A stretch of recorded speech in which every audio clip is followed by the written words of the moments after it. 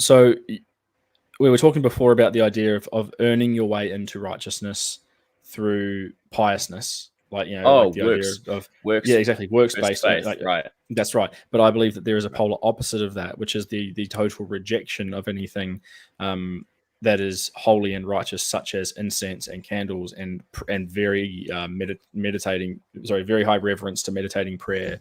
And all of those very spiritual things. I think they kind of get thrown off, and people say, "Oh no, we don't do those things because we don't believe in works." And so, well, that's the polar opposite that I think is the opposite negative to that, the rejection of the holy things, so and then associating concepts with it. So 2 points. Number one, I will say lighting candles, incense, and all those sorts of things as a means to draw us closer to God. What are we trying to achieve by doing that? Is there some way that we could be closer to God than God living in us? Well, no, but in the same way, I don't think that it makes my relationship with my wife worse by doing something really nice for her, dressing the place up differently, buying her flowers and all those sorts of things.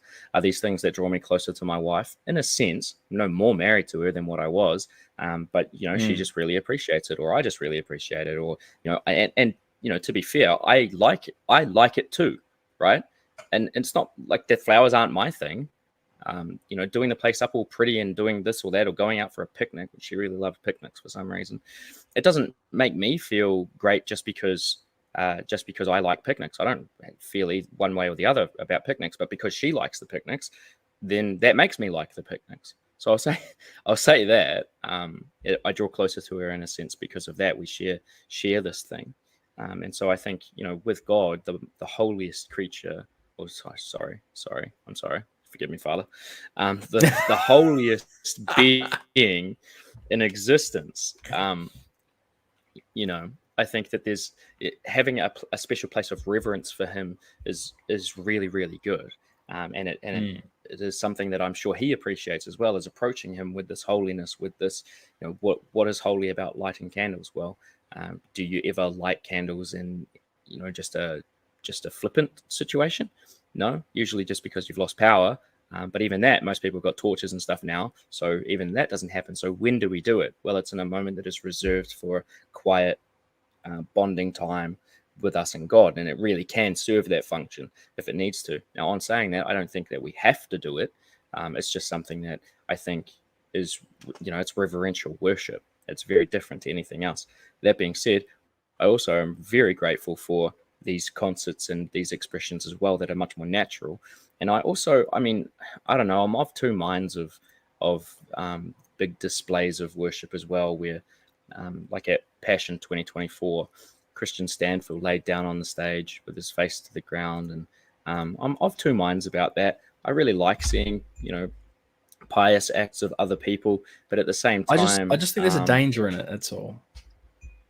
I think there's a severe danger in acting as though, I don't want to thinking police. as though. I'm not saying I want to police it. I'm not saying I'll police it by any means, but worship is the thing that we do for God that is reserved for God. You mentioned before reserving it for him. There is no other instance in my life that I light candles, get down on my knees, put my hands together, and dedicate meditation to God. There's no other being or other thing that I dedicate that time and intention to. There are plenty of things I dedicate my time and attention to in a concert setting, listening to music and dancing, and those are things I do for lots of things. They're things I do for pop stars. They're things I do for for my kids out there. We'll be dancing together, and they're things that you do in many areas of your life. It's not just for God, so you can't call it worship. Like, you can call it whatever you want. You can call it. I had a Christian concert where we sang Christian songs. That's fine, but that wasn't worship. It was because worship is the thing that you dedicate to God alone. It is the thing that is reserved for God. I would love to hear why you disagree. What is worship? If worship is not the thing that we are doing for God alone, then what is worship? From a relational perspective, let's say with my wife, there's things that I'll do quietly alone with her, that are bonding and bringing us closer together. And then there are other things that we will do in public that is still bonding and bringing us together. And one couldn't say one is more valid than the other, one activity. So let's say, for example, that having a nice romantic dinner at home with my wife, that is something that I would only do with her. That's true.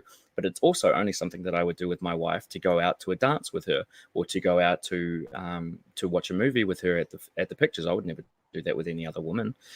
You could say, oh, you'll do that with your guy friends or on your own. That's true, right? But I also could have like a nice candlelit dinner on my own. I could do it. I don't, but I could. I know plenty of women who do, right? So I don't think that it's worth like validating somebody's worship, one way or the other by saying, it is important to this define thing is a what worship reverential is. one, and this thing is just a concert. Like, there's no.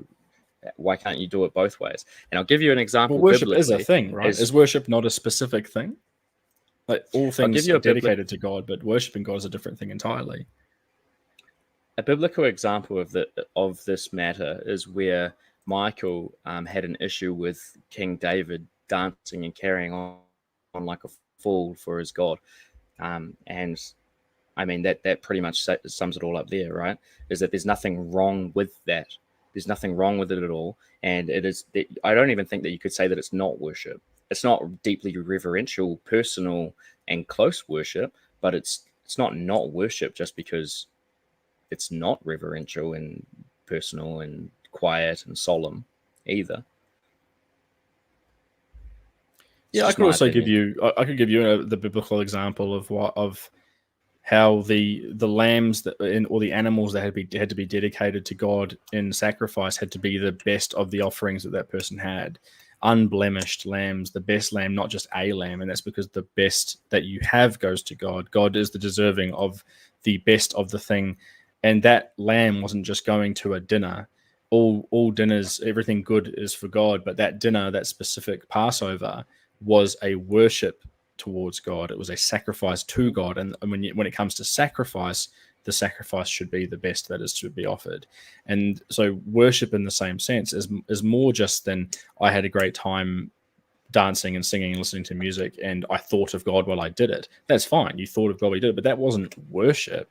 Worship is a thing. It's a specific thing in which you are dedicating the best that you have to God. Otherwise, it's not worship. And that's the whole point of idolatry. Idolatry is when you put something before God as deserving of the best that you have. So is your idea of worship then, or your construction of this, is that it is not worship when people sing heartfelt praises to God? That's not an act of worship.